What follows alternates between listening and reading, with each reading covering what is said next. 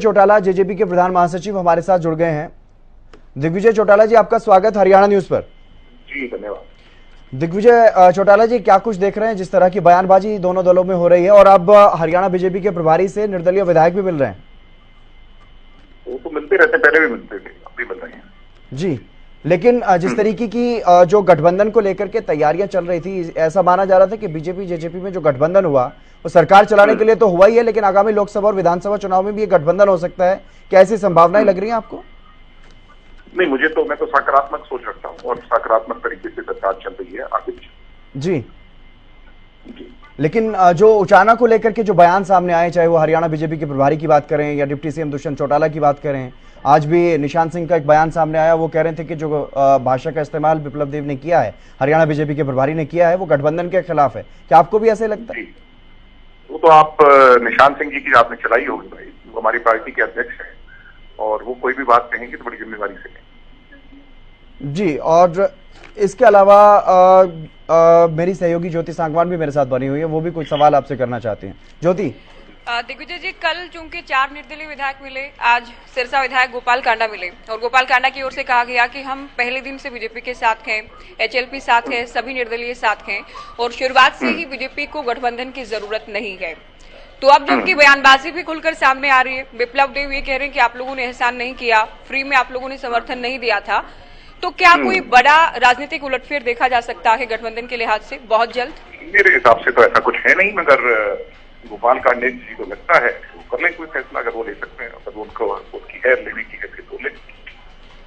देखिए, इससे पहले कभी इतनी तीखी बयानबाजी नहीं देखी गई, कभी उचाना को लेकर दावेदारी, कभी ये कहना कि एहसान नहीं किया समर्थन देकर, और अभी ये टाइमिंग ये है कि निर्दलीय विधायकों को बुलाकर अलग अलग उनसे मिला जा रहा है।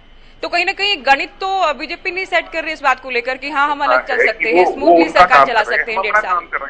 वो बीजेपी का काम कर रही है, हम अपना काम कर रहे हैं। गोपाल कांडा क्या कहते हैं, क्या वो बीजेपी का फैसला ले सकते हैं तो ले लें। नहीं, वो तो अपनी राय दे सकते हैं, वो तो अपना बता सकते हैं कि हम सरकार के साथ हैं।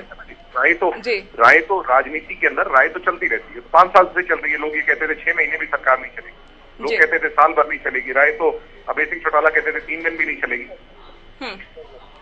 नहीं, देखिए, विरोधियों ने तो बहुत कहा, लेकिन सीएम ने ये पहली बार कहा कि सरकार बीजेपी की है, जेजेपी की नहीं। बिप्लब देव ने पहली बार कहा उचाना से दीदी जीतेंगी, या फिर ये कहा कि एहसान नहीं कि आप लोगों ने समर्थन दिया, मंत्री बनाया आप लोगों को, और उसके बाद ये फटाफट सिलसिलेवार बैठक होती है, जिसके बाद निर्दलीय विधायक भी कहते हैं हम सरकार के साथ हैं। तो ये गणित भी सरकार बीजेपी के साथ जाता नजर आता है। लगता है कि मंथन चल रहा है इस बात को कि राजनीतिक भविष्य क्या हो गठबंधन का हरियाणा में। उचाना से दुष्यंत चौटाला चुनाव लड़ेंगे और जनता ने परमात्मा के रूप में आशीर्वाद देकर के सुख रखा तो वो चुनाव जीतेंगे। पीछे जितने जीते उससे ज्यादा। अभय चौटाला का हमने इंटरव्यू किया कि दिग्विजय जी, उनकी ओर से कहा गया कि बार बार बेइज्जत किया जा रहा है बीजेपी को, दुष्यंत चौटाला को, लेकिन ये लोग फिर भी सत्ता छोड़ने को तैयार नहीं। जब तक इनके खिलाफ जांच नहीं की जाती, मुकदमे नहीं किए जाते, तब तक ये बाहर नहीं आएंगे सरकार से। अभय सिंह चौटाला थर्ड पार्टी, उनका कोई रोल ही नहीं है सरकार में, वो ऐसी बात कैसे कह सकते हैं? आपने कहा क्लियर है कि बिप्लब देव की जिम्मेदारी क्या है, दिल्ली से हरियाणा के बीच की जो बीजेपी है, हाईकमान और हरियाणा बीजेपी के बीच एक सेतु का काम वो कर रहे हैं।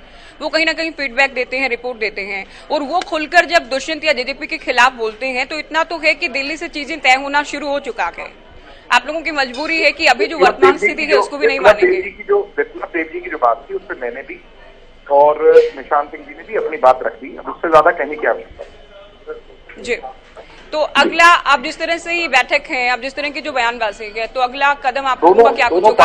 आप लोग दोनों तरह की तैयारी करके चल रहे हैं, अकेले लड़ने की भी और साथ में लड़ने की भी। दोनों पार्टियां हर समय पे तैयारी करती रहती है और ये सब चीजें चलती रहती। दिग्विजय जी, ऐसा तो नहीं कि बीजेपी बार बार आप लोगों को आईना दिखा रही? ओहो, ये कोई बात आप मैं हरियाणा न्यूज पे तय थोड़ी हो कौन किसको आईना दिखा रहा है और क्या हो।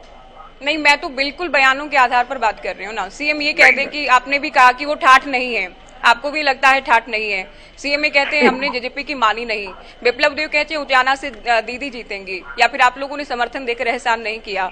चौधरी वीरेंद्र सिंह का परिवार तो हालांकि उनको आप काउंट नहीं करते हैं, राजनीतिक प्रतिद्वंदी हैं आप लोगों के। तो ये हम कहाँ तय कर रहे हैं? आप बहुत सुलझे हुए नेता हैं, आप जानते हैं कि हम कहाँ तय कर रहे हैं। बयानबाजी होगी तो हम तो न्यूज दिखाएंगे ना, और उस पर उसका भी आपका रिएक्शन ले रहे हैं हम।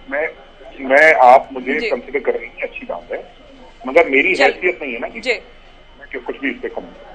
ठीक है, बहुत शुक्रिया आपका, आप हमारे साथ जुड़े और आपने बातें की विस्तार से।